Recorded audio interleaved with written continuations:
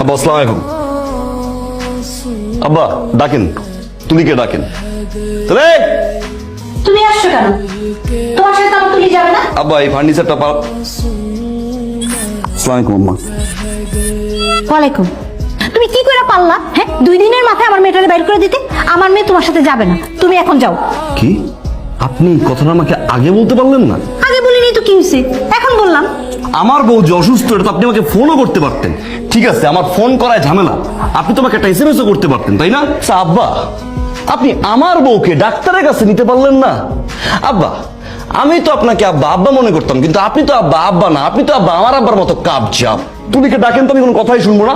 এই তুলি, আমার ঘরে ডাক্তারের অভাব নাই। হ্যাঁ, আমার বাপে অসুস্থ হওয়ার আগে 3জন ডাক্তার এসে বসে থাকে, আর সেই জায়গায় আপনি ডাক্তার আনলেন না। এই যে আমার বউ চলে আসছে।